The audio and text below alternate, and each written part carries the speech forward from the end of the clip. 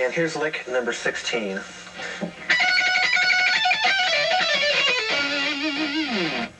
Okay, in this lick, we're using the F sharp as a pedal tone against B Aeolian scale.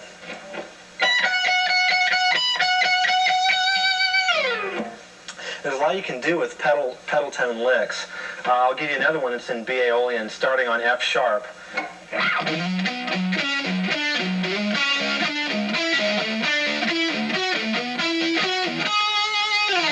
That's what I'm doing is going up the scale on the D string, starting on F sharp and ending on B, the root of the scale. I'll play that again for you.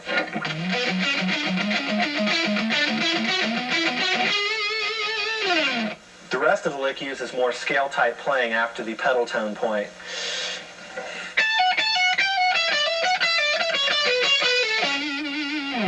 You also note at the end of that there's a little interval jump at the end. Instead of ending on the note you might think it would be,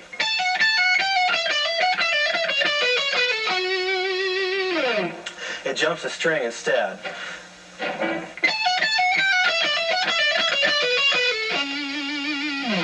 By ending on the unexpected note, it gives it an unpredictable sound that can add color to a solo.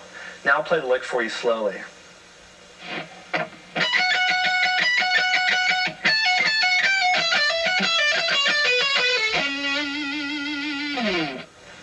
And here's lick number 17.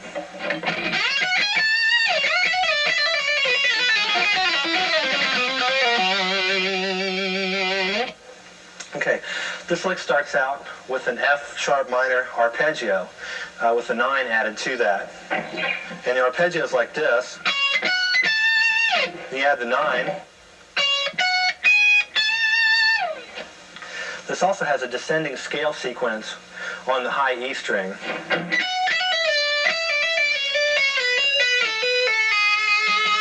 You also note that most of that line is played legato.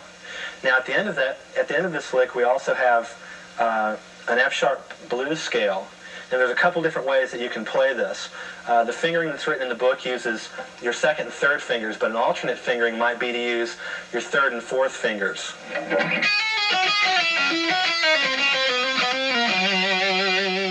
And an alternate way to play that would be... Now I'll play this lick for you slowly.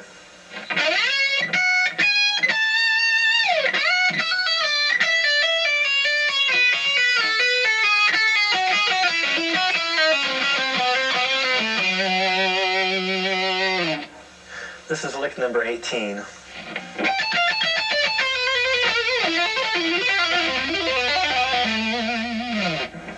This lick also incorporates the use of a pedal tone, in this case being the A note. You can also play this part two-handed instead of picking all the notes.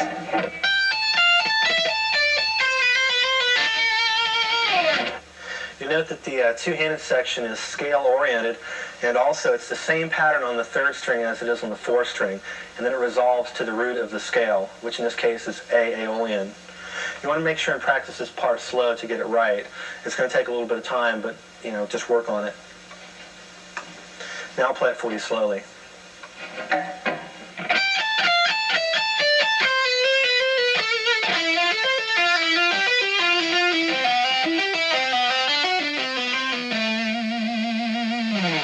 And now I'll play lick number 19 for you.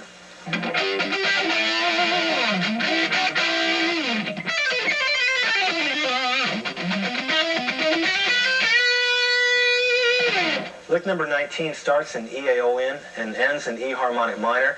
A couple of important things are the fact that it uses double stops in the first measure.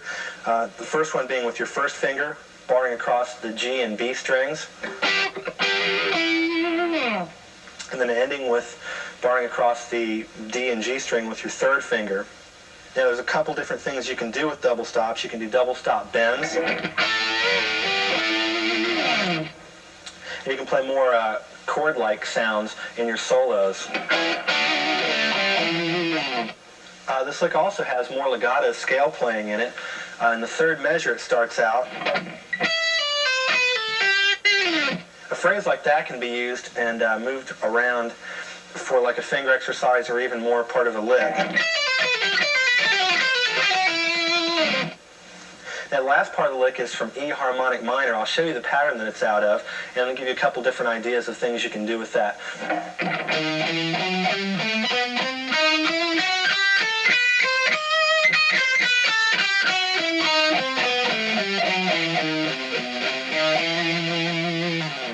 At the end of that phrase, it takes that scale and adds some muting to that to come up with this lick.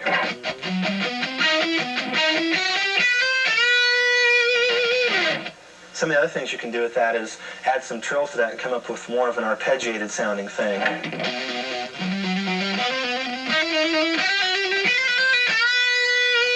Which faster would sound like this. Now I'll play lick number 19 for you slowly.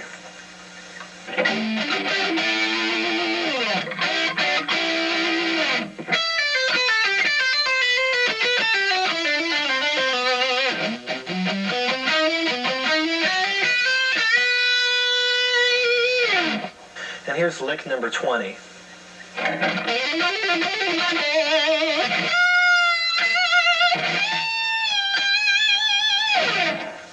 One of the important parts about this lick is the main legato phrase, this. And you can isolate that and use that same pattern with different shapes.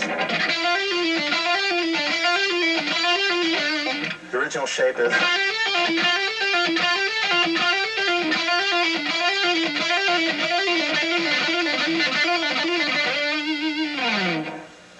And also at the end of that, you'll notice the use of the real wide vibrato. George Lynch does this a lot, and you can do it with practically any note as a resolving sort of thing.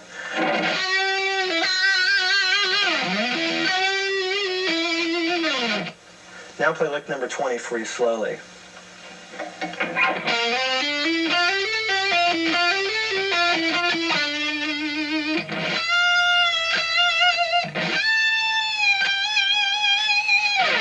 And that concludes the George Lynch style video.